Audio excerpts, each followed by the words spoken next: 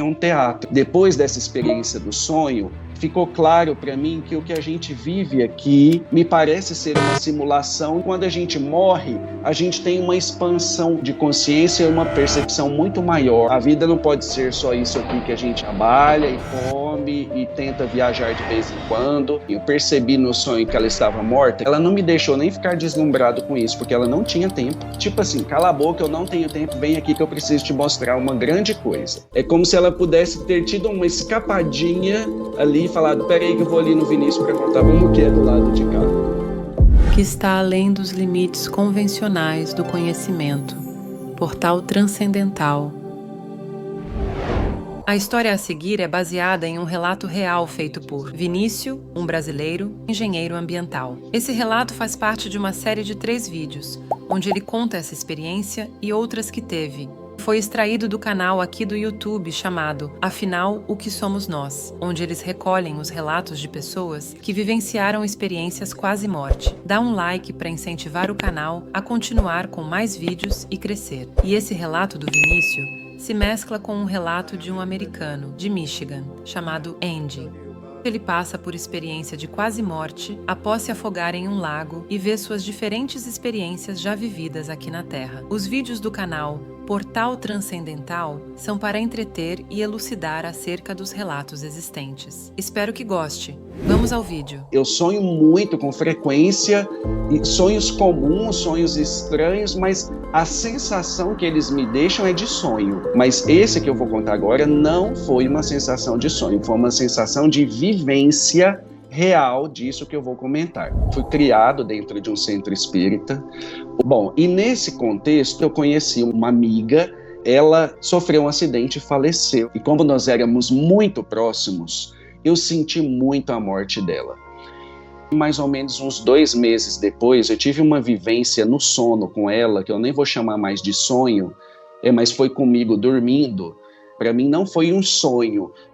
Eu estava então sentado em frente à casa que eu morei, na calçada, encostado no muro, e essa amiga minha simplesmente chegou na minha frente, veio andando e eu olhando para o outro lado, e quando eu vi ela estava na minha frente, e eu me assustei, porque no sonho, na vivência, eu reconheci essa amiga e lembrei instantaneamente que ela estava morta. Então, como que ela estava ali na minha frente? Isso me assustou. E eu na hora falei, ela se chamava Milene, eu falei, Milene, eu não acredito que você está aqui, você morreu. E aí ela agachou e falou, Vinícius, deixa eu te falar uma coisa. Eu não tenho muito tempo e eu voltei aqui para te contar o que acontece com a gente depois que nós morremos. Ela me levou para um teatro. Só estávamos nós dois. Ela estava com uma roupa branca, como uma túnica, aquelas cortinas maravilhosas vermelhas fechadas. E ela falou, Vinícius, quando a gente vive aqui na Terra, é assim. Aí as cortinas se abriram e tinha uma réplica do planeta Terra, eu diria talvez que um globo de 1,5 metro de diâmetro, né? Então eu poderia abraçar, seria como uma bola grande, mas eu não estava no palco, eu estava na plateia. Então tinha uma réplica do planeta Terra maravilhoso, flutuando numa escuridão, na escuridão do palco. A Terra, ela pulsava vida. O azul dela era um azul vivo, não era uma bola pintada para lembrar que era o planeta Terra. Era uma miniatura do planeta Terra em escala, vamos dizer assim. Mas eu nunca estive fora do planeta, mas eu imagino que ao olhar para a Terra seja exatamente aquela imagem que eu vi ali. Então não era algo simulado, feito, sei lá, né, de isopor ou uma coisa que lembrasse a Terra. Não, era a própria Terra. E ela falou assim, e quando a gente morre, acontece isso aqui. Aí quando ela falou isso, as outras luzes do palco se acenderam e tinham outros planetas, né, flutuando ali junto da Terra, só que a gente não enxergava, claro, porque estava escuro, com as luzes apagadas, o que não quer dizer que eles não existiam. E aí ela me falou, quando a gente morre, é isso aqui que acontece. O que ela quis me dizer foi o seguinte, é como se a nossa percepção fizesse isso aqui, ó. Ela usou um exemplo, uma analogia comigo e que tinha tudo a ver por conta do meu raciocínio lógico, né? Ela me conhecia profundamente, então ela usou uma analogia para me mostrar que tem muito mais coisa além disso que a gente vive aqui. Ela não estava me falando do nosso sistema solar. Ela não estava querendo me dizer que tem outros planetas em volta de nós. Não é isso. Ela estava querendo me dizer que tem muito mais do que nós julgamos ver com os nossos olhos. Em todos os sentidos que você puder imaginar, de forma ampla. Ela não estava me fazendo um exemplo pontual, físico. Ela estava me mostrando que tem algo muito maior e mais expansivo do que a gente imagina. Foi nesse sentido, essa sensação ficou muito clara. Tem muita coisa que a gente não pode explicar, tem muitos sentimentos que a gente tem que nem a gente consegue olhar com calma e explicar, mas a gente sente, então isso é real. Eu planejei uma vida onde eu cheguei onde eu queria e achava que ia seguir nessa estradinha retilínea até morrer, de uma forma muito racional.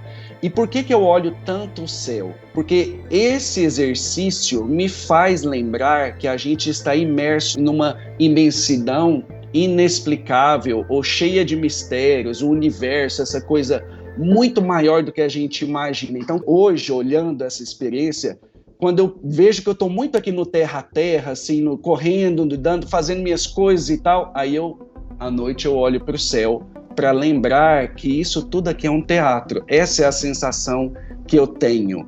Depois dessa experiência do sonho, ficou claro para mim que o que a gente vive aqui é uma simulação, não no sentido pejorativo ou ruim, mas é uma simulação, me parece ser uma simulação de algo que é pequenininho e pontual, e que quando a gente morre, a gente tem uma expansão de consciência e uma percepção muito maior, de algo muito maior que sempre esteve e está aqui, só que a gente não percebe.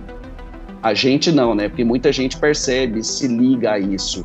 Mas eu, Vinícius, não percebo, eu tenho que constantemente fazer o exercício de olhar para algo que é maior, algo que, né, a gente está imerso aqui no universo, essa coisa louca, esse tanto de planeta, essa questão energética. Isso não pode ser, na minha opinião, falando como um racional, não pode ser só isso. Não pode ser só, a vida não pode ser só isso aqui que a gente vive e trabalha e come e tenta viajar de vez em quando, né? Ela tem muito mais subjetividade do que a gente imagina. Eu acho que nós, enquanto sociedade, e isso vem ao encontro do que a Milene também tentou me mostrar, a gente precisa também nos reconectar com aquilo que é real, com a nossa essência, com o que nos cerca, com o que nos rodeia, sabe? Com aquilo que é palpável, com aquilo que faz sentido, porque não tem como a gente viver, e aqui eu estou te falando como engenheiro ambiental mesmo, não faz sentido a gente viver de uma forma digital, detonando e estragando tudo que está de belo aqui ao nosso redor e que existe para proporcionar de alguma forma a nossa vida e para contribuir para a nossa evolução enquanto seres humanos. Entende? Então o meu trabalho vai também muito a esse encontro de reconhecimento e de pertencimento, da consciência de pertencimento do ser humano em relação ao meio que o cerca.